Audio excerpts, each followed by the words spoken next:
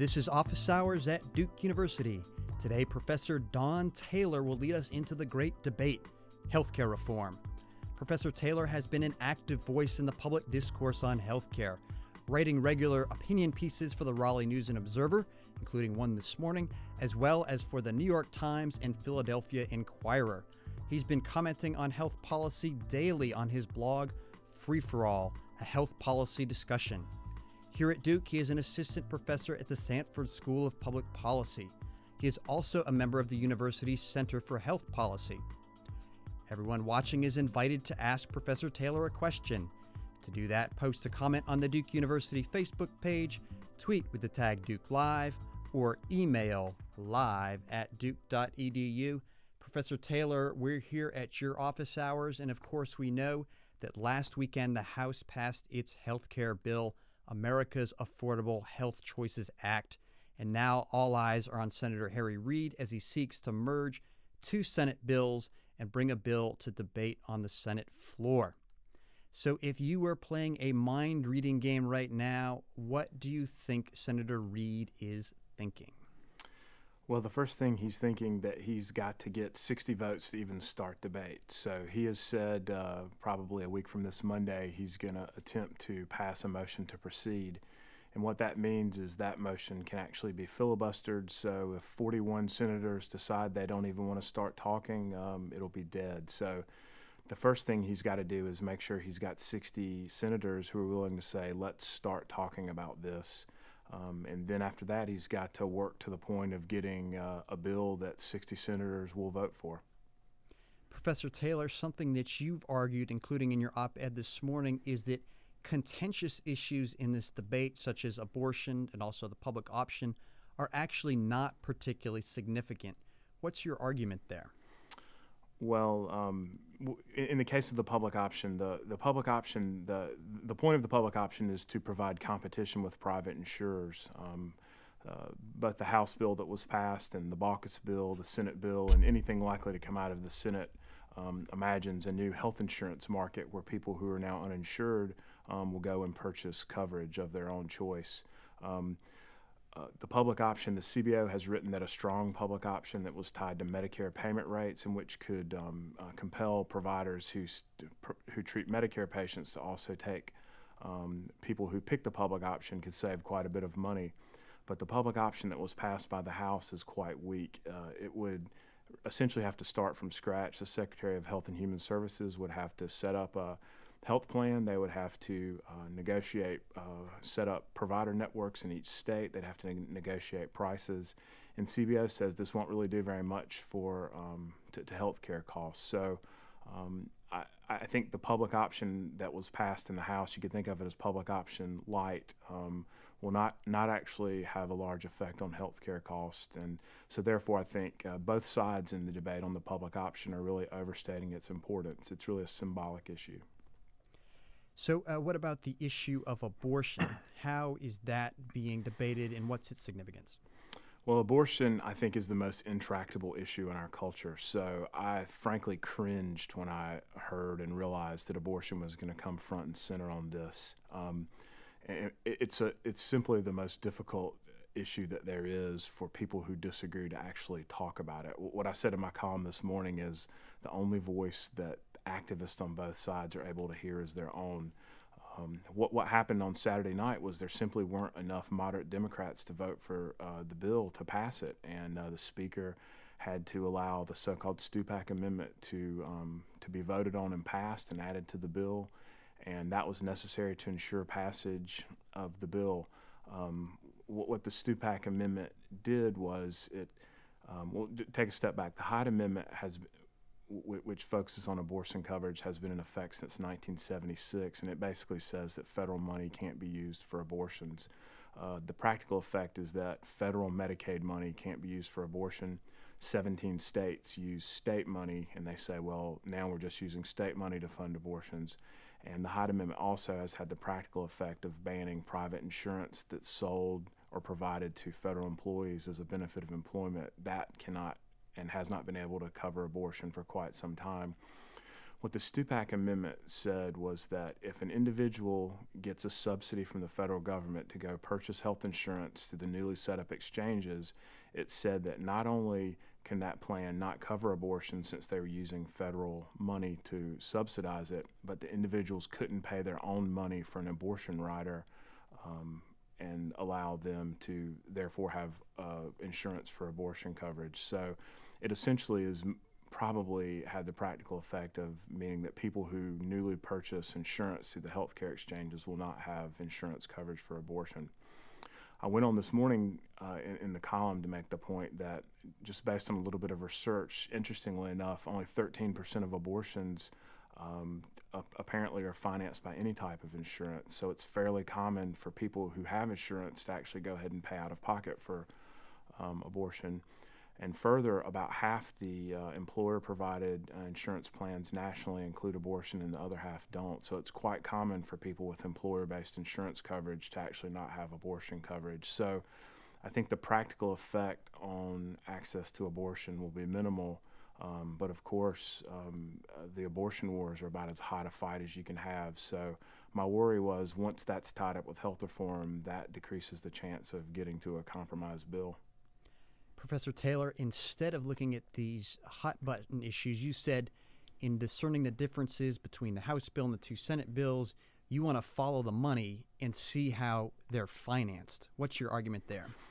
Right. So if we take a step back, there are two big problems with the system. I think the biggest problem is that the system is unsustainable due to cost. There's, of course, a second problem that we have people without health insurance, and those aren't different problems. They are linked, but they're not the same problem, but the problems are linked.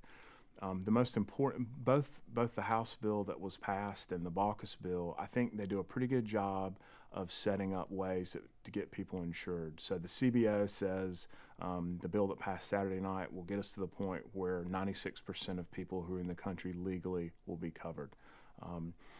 The big difference between what the House passed, in my mind, the biggest and most important difference is the financing mechanism. The House of Representatives, the bill that passed Saturday night, includes an income tax increase on high-earning individuals. So individuals with incomes of greater than $500,000 or families with incomes of greater than $1 million would be subject to a 5.4% income tax surtax. In my opinion, that's a really bad way to fund health reform because you're taking a system that you're saying the biggest problem is it's unsustainable due to cost, and you're producing another source of money to pour into the system. Now, the Baucus bill, which passed the Senate Finance Committee and which is likely to essentially be the starting point for the Senate discussion in 10 days or so, does not have an income tax increase, and many senators, including many Democrats, have said there's no way that's ever going to pass the Senate. It instead has a tax on high-cost health insurance policies. It would work like this. If the total premiums of your policy, if you're talking about family coverage, were $21,000 or greater, the amount above $21,000 would be subject to a 40% tax. So if the total premiums paid by your employer and by yourself were $25,000 for family coverage, there'd be a 40% tax of $25,000 minus $21,000. What this does is it's a backdoor way of limiting what's called the tax exclusion of employer-paid health insurance premiums. That's a really important part of how we do healthcare financing today that most people don't understand. So when Duke provides me with health insurance as a benefit of employment, they're paying about $600 a month for my health insurance, and I'm paying about $350 a month. But that $600, times 12 is $7,200 a month that Duke is paying to an insurance company on my behalf, and I don't pay taxes on that. So I essentially get $7,200 of tax-free income, and that works out really great for me. People that are uninsured get zero in tax-free income. And so most health policy economists in particular, but most health policy analysts think that this essentially backdoor hidden subsidy of private health insurance is one reason we spend so much on health care in this country. And the problem is most people who benefit from it don't even realize it. And so the practical effect is they have more insurance than they would have if they really understood the true price of it. The tax that was in the Baucus bill is a backdoor way of beginning to at least limit the amount of this subsidy that flows. So in my mind, the biggest, most important difference between what passed the House and what is likely to end up being the compromise in the Senate is the House has income tax increase on wealthy individuals, whereas the House has a tax on high-cost health insurance plans. And if you're interested in cost savings, the tax on high-cost health insurance plans is a better way to go. Professor Taylor, we have 30 people participating in this office hours session. Everyone watching is invited to ask a question. To do that, post a comment on the Duke University Facebook page, tweet with the tag Duke Live, or email live@duke.edu. We've got a question that's come in by email from Tiffany, and she writes, "Dear Professor Taylor, I am graduating from college this May, and I'm a little embarrassed to say that I haven't kept up with the healthcare debate much. It's classes, homework, papers. Right. Now that I'm graduating and won't be on my parents' insurance anymore, I'm a little freaked out. What do I need to know? How is someone like me supposed to afford to insure myself while I'm looking for my first job?" So that's a great question, a very practical question. Actually, there's a provision in the House bill that under some circumstances will extend the age under which Tiffany's parents could insure her with their health policy if they're willing to pay the higher premiums. If not, once this was up and running, there would be an individual mandate, which means you have to purchase insurance, and then based on your income, you would receive a different amount of subsidy depending on what your income was. From about $32,000 up to $88,000, individuals would receive a subsidy. It's a sliding fee scale. It declines with income, and she would be able to take that and purchase an insurance policy in the exchange. Individuals under the House bill that was just passed, anybody with income really below 150% of poverty level will be covered by Medicaid, which is, of course, the joint federal-state insurance program, which is for people who have low incomes. And what this bill does is it simply increases the definition of low, and it says anybody making less than 150% of poverty level will be eligible for Medicaid. Professor Taylor, in talking politics, we've got an interesting situation here in North Carolina. We have a Republican Senator, Richard Burr, who actually co-sponsored a health reform bill earlier this year, and we have 3 Democratic representatives who voted against the recent House bill. What's going on here in North Carolina? So I would, while Senator Burr's plan, the Patient's Choice Act, wouldn't be my choice for how we should go, I would give him credit for having a plausible alternative. It's a pretty comprehensive plan. In many ways, it has some similarities to what passed in the House and what's being discussed in the Senate, in the sense that it defines the problem of the uninsured as a market failure, and it says what we need to do is set up a market for health insurance. So he would have completely repealed the tax exclusion for employer-paid insurance, which I mentioned a moment ago, and then turn around and provide tax credits to individuals to go purchase coverage. Now, the amount of the tax credits, I think, were really quite small, so people have been discussing affordability concerns with what's passed the House, in particular the Senate bill, and those concerns would have been even greater if the Patient's Choice Act would be enacted. I think the biggest problem with the Patient's Choice Act was it essentially had a block granting of the Medicaid program, which had really shifted a lot of costs down to the states. But I would give him credit for at least having a plausible alternative. There were 3 North Carolina Democrats who voted against the bill Saturday night. However, the 3 of them each voted voted against what was called the motion to recommit. And that was an attempt right before the final vote to essentially kill the bill, where the Republicans asked to recommit the bill back to committee, which would have had the effective result of killing it. 13 Democrats of the 39 who voted against the bill voted for the motion to recommit. So you could assume those 13 in the House are basically saying we don't want any bill. The other 26, which would include the 3 North Carolina Democrats, Kissel, McIntyre, and Heath Shuler, I would interpret their voting against the motion to recommit and against this bill to say we don't like this bill, but we're open to a bill. And I think if you saw a lot of the health policy types that were the more moderate Democrats, the so-called blue dogs, I think often viewed as being led by Jim Cooper from Tennessee, he said he was voting for the bill Saturday night to keep the process moving. He knew that when the bill went to the Senate, it would become more moderate or more conservative, if you will, and that he would probably like the product better that the Senate passed than what they passed Saturday night. So I don't think I don't think the 3 Democratic House of Representative members who voted no are definite no's. They just didn't like that bill. Professor Taylor, there's so much focus in the news on these Democratic-produced bills, but what about the wisdom that says actually none of the existing bills is best for the American people, and actually an incremental approach is both what Americans want and need? Actually, I would understand the House bill to be quite an incremental approach. So basically, if you have the problem of people not being insured, there are 3 things you can do. One is do nothing. Do nothing is always a possibility. You might do nothing because you think the problem's not that big. You might even do nothing because you're worried you're going to make the problem worse. The second alternative would be to cover everybody through a government insurance program, sort of Medicare for all. You know, there are some people who want that, but certainly not a majority of Americans, I don't think.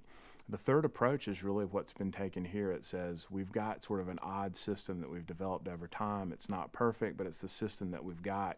And these bills really attempt to set up insurance markets to kind of cobble in people who are sort of falling through the cracks of employer-provided systems. So I would really understand this to be quite incremental. Anytime you pass a bill like this that's complicated, that's going to affect a complicated health system, there are going to be unintended consequences. So if this passes, a year from now there'll be a fix. 2 years after that there'll be another fix. You'll be tweaking this constantly. So if people are saying that doing nothing is better than doing this, they really need to understand what do nothing means. In this state, in the last 10 years, wages rose by about 30%. But private health insurance premiums rose by 130%. And what that means is that in North Carolina, just about all of the wage increases that people got were consumed by health benefits and even more. And then in the elderly part of the system, the Medicare program, there are tremendous financing problems. And if we don't address them now, they're just going to get worse in the future. So I actually understand this to be a mostly incremental approach. And do nothing is a disaster for this country, I think. Everyone watching is invited to ask Professor Taylor a question. To do that, post a comment on the Duke University Facebook page, tweet with the tag Duke Live, or email live@duke.edu. Professor Taylor, let's have a little fun here and say President Obama were to tweet into this office hours session and ask you for some advice. What would you tell him about endgame and how this might play out? I have a hunch that that malpractice reform is likely to become very important if there's a final deal. When the president made his speech in September, he gave an opening. He talked about some very minor malpractice demonstrations, which I think are really quite minor. But he really opened the door, I think, for Republicans to say, well, we really are interested in malpractice reform. I don't think at this point they've really taken him up on that offer. They've mostly decided they were going to block and be opposed. But in one sense, when you're trying to deal with the most moderate Senate Democrats and even the Blue Dogs in the House, their concerns are really quite similar to most of the Republicans' concerns. And I think if you were going to ask my advice, I would tell him to surprise people by offering a malpractice reform that was more stringent than anybody would think that a Democratic president, certainly who was a lawyer, would ever offer. I say that not because I think it will truly revolutionize cost in the system. I think it would reduce costs somewhat. I think a lot of the cost savings are overstated often. But I think in many ways it's a way to bring the physicians on board in this country. They are spend lots of time worrying about malpractice, and I think it is an issue that will help bring along some people who are nervous about the bill. Professor Taylor, you mentioned Republican concerns, and of course Senator Olympia Snowe attracted a lot of attention for voting for a Senate health reform bill. Are there other key Republicans we should be watching, and what might they be contributing to a bill? I don't know of another Republican senator that's thinking of doing anything but oppose. if there is one, they've held it fairly close to the vest.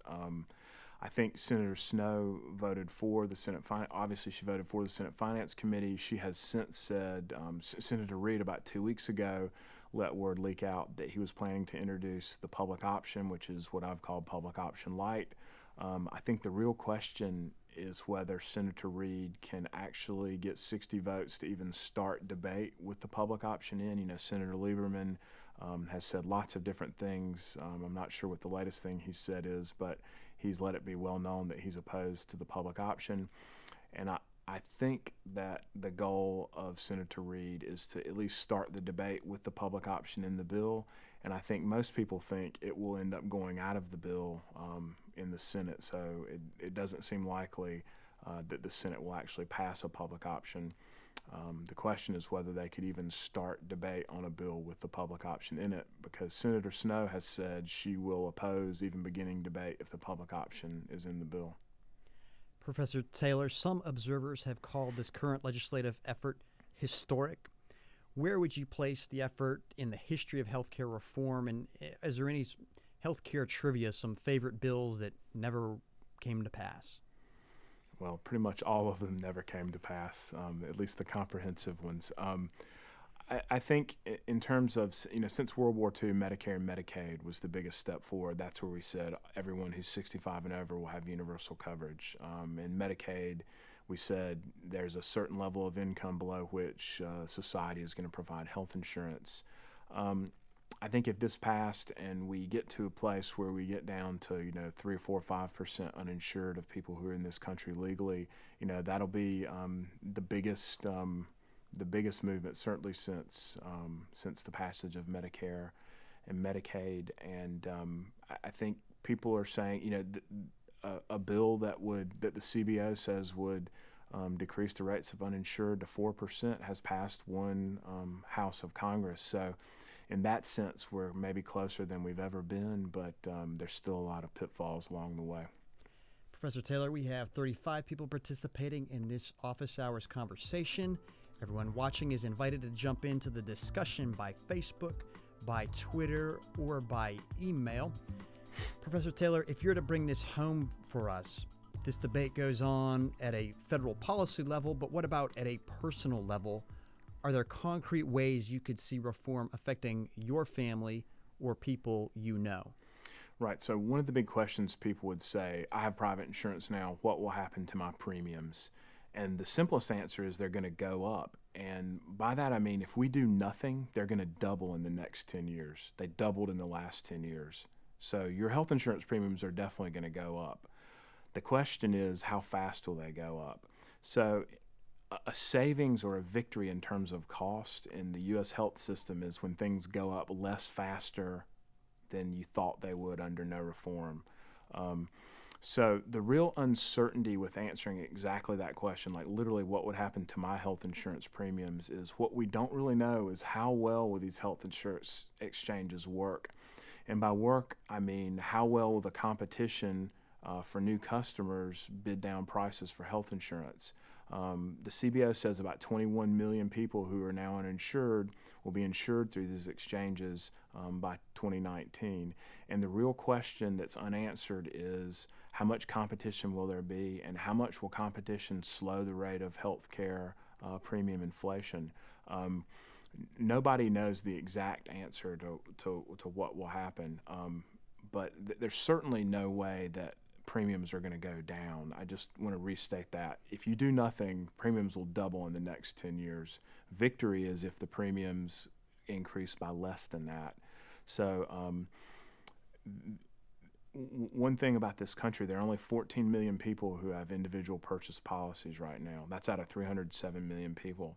So there's very little experience in this country with purchasing private health insurance. So one of the real unanswered questions is exactly how well will people be as consumers of health insurance? How many insurance companies will offer plans? And how well will competition work to slow down health care premium inflation? Professor Taylor, you've been citing some economic analysis about what might happen with health care reform, but what about the influence of ideology in this debate and whatever legislation comes out of it or doesn't come out of it? isn't it easier for a congressman to vote on the basis of, say, being pro-choice or against big government than to try to explain CBO projections? Well, sure. So ideology is very important. I mean, you can see it, I think, most clearly in the public option debate. So you have conservatives who will say, well, public option is the first step down a slippery slope to European-style socialism. I mean, that's a preposterous overstatement. So right now in this country, there are 105 million people, 45 million people covered by Medicare, 60 million people covered by Medicaid, 105 million Americans, 1/3 of us covered by government health insurance. The public option that has been passed by the House, the CBO says 6 million Americans will choose to sign up for that government health insurance plan. So it's hard to really, with a straight face, say that the public option, for example, is going to, make a huge change in how we do health care. But I think the phrase public option, you can be for it or against it. It just sort of sums up how people understand the world works. And I would agree with you that ideology and big picture issues are much easier to understand and explain than it is to sort of dig into the details and try to figure out what parts of a bill you like or don't like. Professor Taylor, we have more than 40 people participating in this office hours session. Everyone is invited to jump into the conversation by Facebook, by Twitter, or by email. Talking now a bit more philosophically, Professor Taylor, you said that in your health policy class, you have 2 laws that you teach. Number 1, everyone dies. And number 2, before that, the healthy subsidize the sick. So when you step back and put this in big picture terms, how do you approach health policy? So on the first day of my Intro to U.S. Health System class, I give the kids a really detailed breakdown of what people die from at different ages. And we walk through and we see that, lo and behold, teenagers are more likely to die of accidents. You get into the 20s and you're talking about homicide, suicide, accidents. HIV starts to become a bit more important. As you get into middle age, it starts to be heart disease, cancer, and stroke.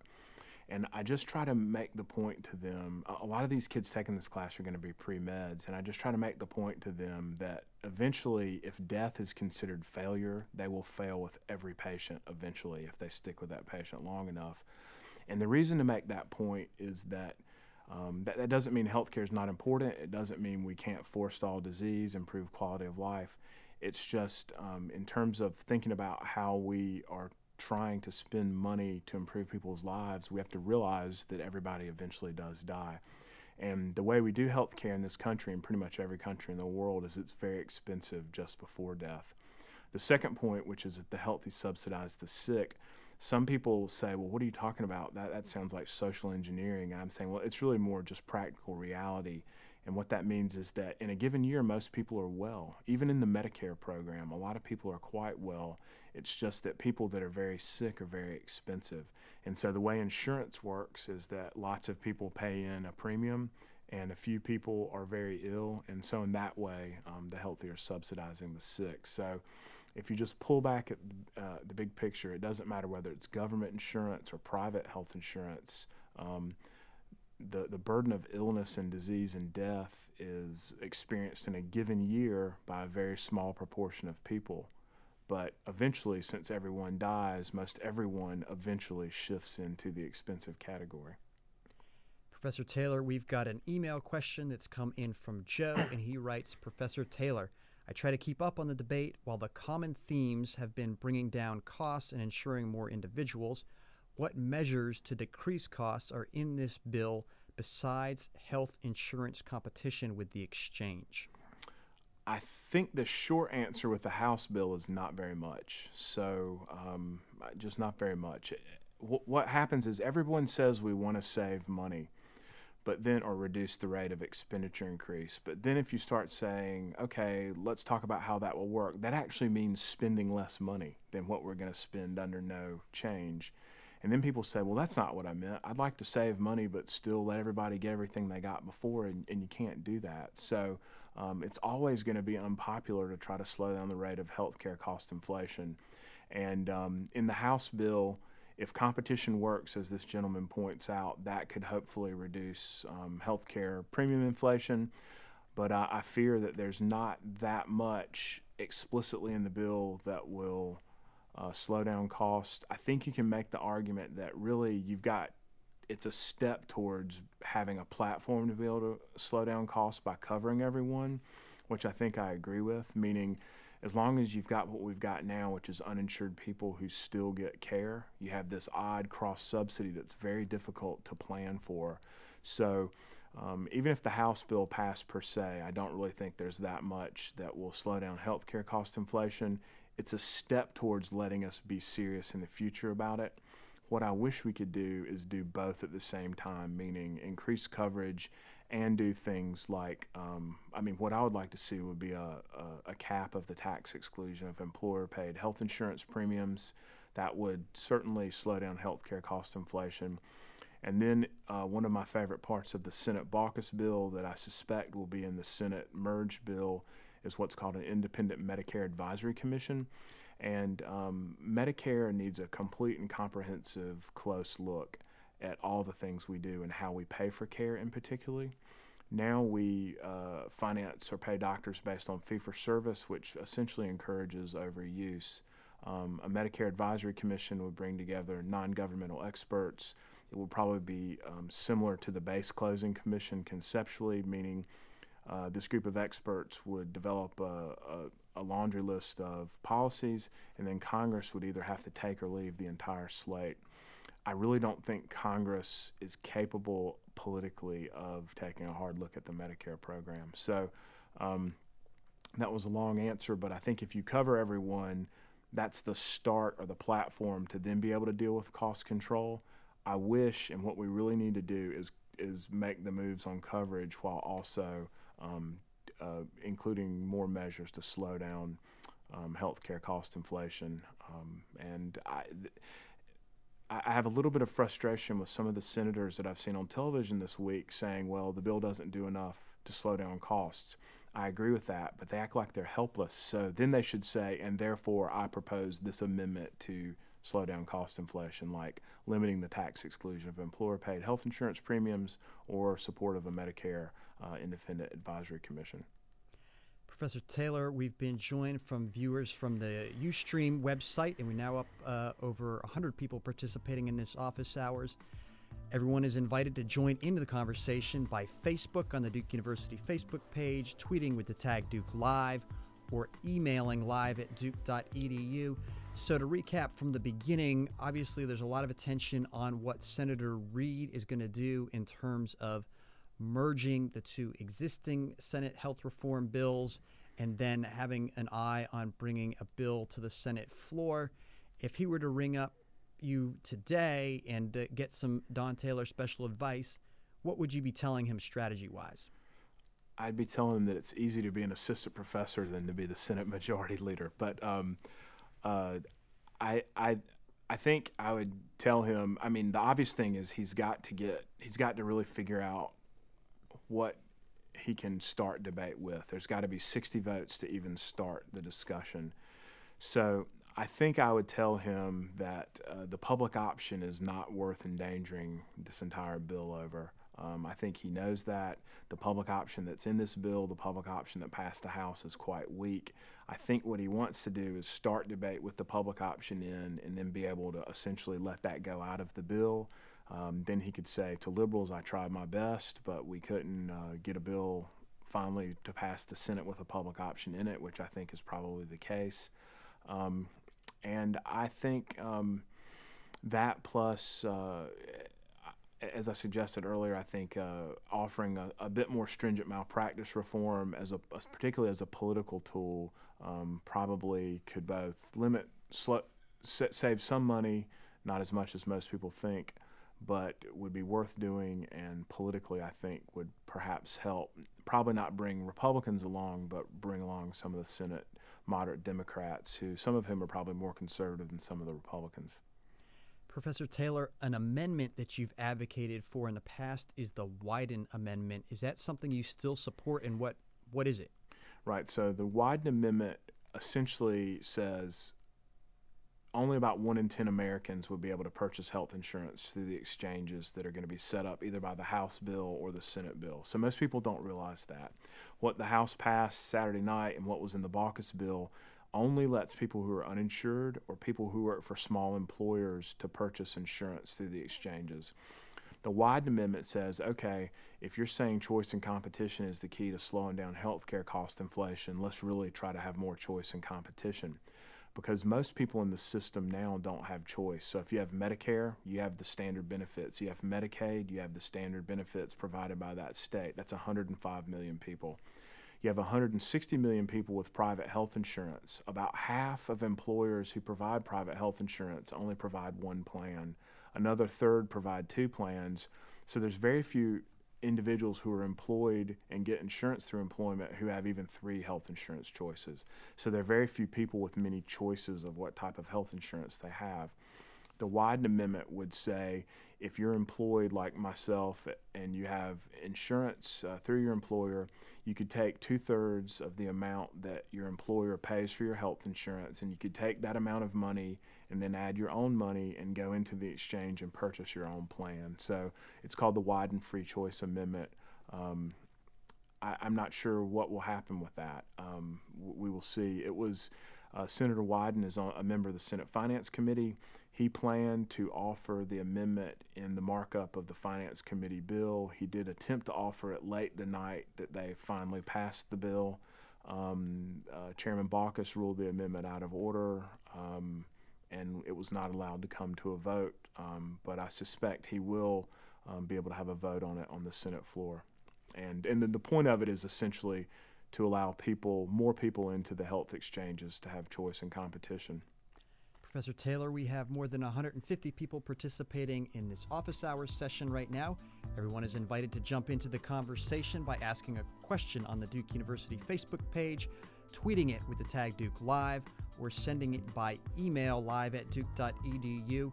We've got a follow-up question that comes by email from Tiffany, who asked, Dear Professor Taylor, the second part of my question is, if I do get a job, what are your tips for making sure I am using my health plan to its fullest?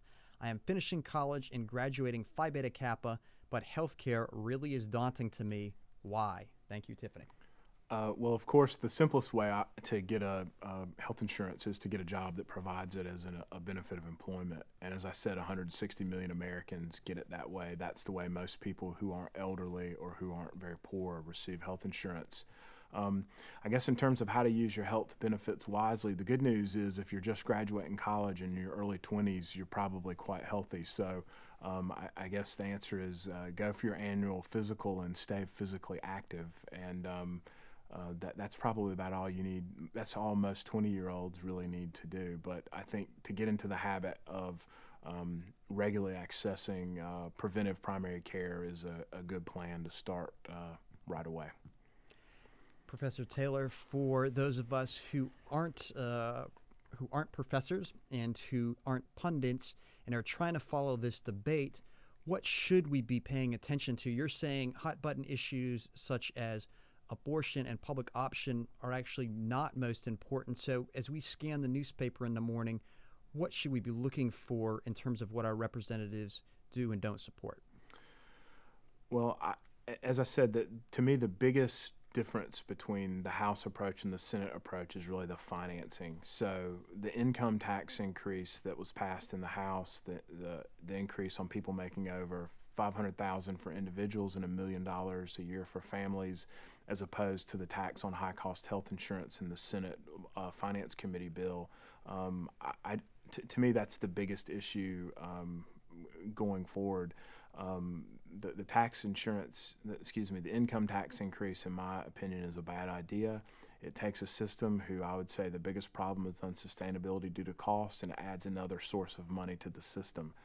The tax on high-cost health insurance, in one sense, there's a demagoguery notion to this tax. Basically, a more straightforward policy approach will be to limit the tax exclusion of employer-provided health insurance. I don't mean to sound like a broken record, but the tax on high-cost health insurance is really a backdoor way to get to the same outcome. Essentially, it allows proponents to say we're going to put the tax on insurance companies, but the insurance companies are going to pass the tax on to employers who are going to pass it on to employees in terms of lower wages. Because if you have more in health insurance premiums paid by your employer, you're going to have lower wages. So the tax on high-cost health insurance at least begins to limit the amount of subsidy to private health insurance. In my opinion, that's the biggest thing to look at. Professor Taylor, we've got a question here that's come by email from Jeremy. Anyone else watching is invited to also ask a question on the Duke University Facebook page, by Twitter, or by email.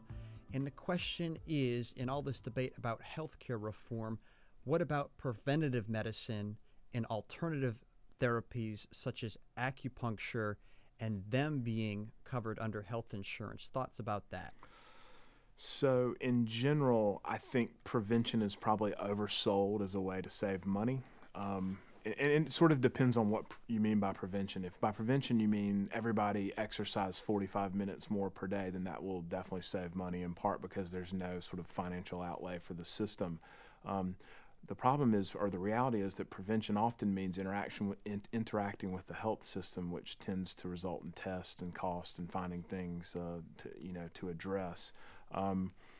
That doesn't mean prevention is not important. I'm pretty convinced that it improves quality of life. I just don't think it'll save as much money as most people think. In terms of alternative therapies, acupuncture and things of that nature, the House bill that passed and the Senate bill as well sets standards for health insurance, health insurance benefits that will be sold in the exchanges. And I'm not actually sure if things like acupuncture will be included or not. It's a fairly comprehensive benefit package, but there will be a process that will also have some state variation for people deciding, or states deciding, exactly what has to be included in health insurance plans. I do know in this area, in this part of the triangle, some popular private health insurance plans have